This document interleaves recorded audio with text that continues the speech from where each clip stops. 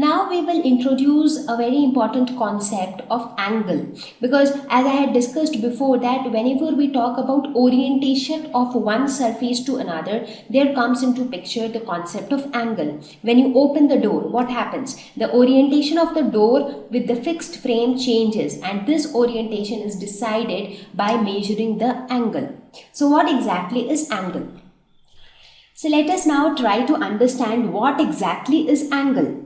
Now by now you would have got a fair idea that angle is about orientation of two surfaces. Whenever the orientation changes, the angle also changes.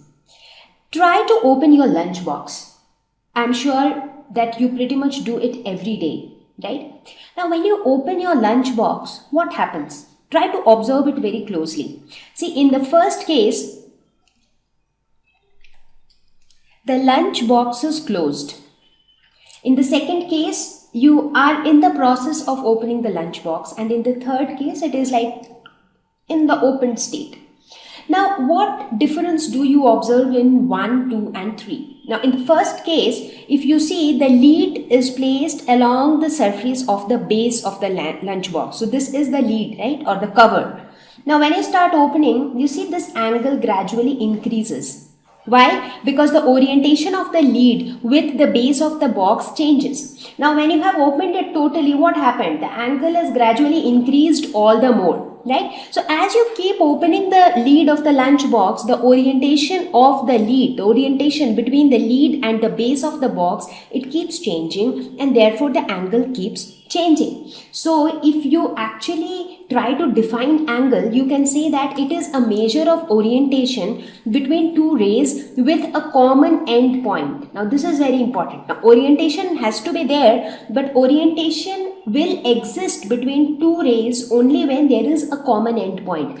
Here you see, this is a common end point. That is why you have this orientation. So you have this common end point here. Now in case the lead was not connected to the base of the box, in that case it would have not mattered. Now you also have that kind of lunch box, right, where the lead is not joined here. So you just open it and the lead is kept separately. So in that case, you really do not see this angle change like this. That's because there is no common end point in that case. So here, this particular scenario, when we draw it in terms of angles with rays, now forget about the lunch box now. So in the first scenario, what happened? The angle between the lid of the box and the base of the box was 0. So when the box was closed, so basically both the rays were overlapping with each other. In the second case, this is the base of the box and this is the lid of the box, and there was a certain angle between the two. In the third scenario, when you have opened it almost completely, the angle had further increased, and this is how we represent angles. So angles are nothing but orientation between two rays. Now here we had taken the example of the lunch box just to give you a practical idea where we encounter angles. But theoretically, when we talk about angles, it is basically the orientation between two rays, and by now you know what are rays. So rays, they have one fixed point, so this is the fixed end and this is the other end which keeps on extending indefinitely. Angle is always measured in degrees. For example, here in this case, we say that the measure of the angle is 0 degree. That is, the angle between the two rays is 0 degree. In this case, let us say that the angle between the two rays is 60 degree. In this case, let us suppose we say that the angle between the two rays is 120 degrees. So basically, we measure angles in degrees. Now, how do we measure angles and all that, you will learn later gradually in your upcoming lessons. So here you just get an idea about what an angle is. So from where do we start thinking about angles? So this angle can be anything. It could be 15 degree, it could be 20 degree, it could be 90, 180, 360, it could be any degree. Now let us look at some examples of angle. Opening of the door, opening of your lunch box. When you are reading a book, do you think that angle is involved anywhere?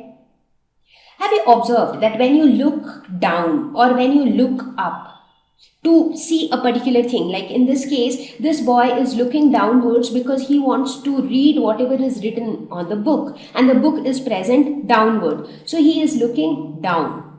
So basically he is looking at some angle so that he is able to see what he is trying to see. Similarly, when a person is trying to look up, that person is also looking at certain angle so that he is able to see what he wants to see. So basically, when you look up, when you look down, you look at a certain angle.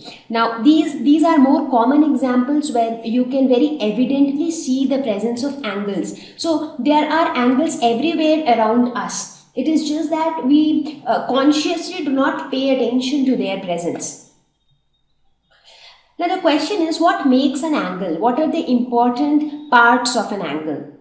Now any angle will consist of two rays, and those two rays need to have a common point, because if there is no common point, there will be no orientation. Since you have this common point, that is based on this common point, the position of these rays keep changing, and that's how the angle keeps changing. So the first important part of an angle are the sides or the arms of the angle. The sides are nothing but these rays between which the angle is formed. So these are called the sides or arms of an angle. And the common point between the two rays is called vertex. So basically this is the common point. So this is called vertex, and these are called the sides or arms of the angle. So in this case, let us suppose that if this point is A, and let us call this as B, let us call this as C. So we can say that AB and AC are the sides of the angle, and vertex is point A.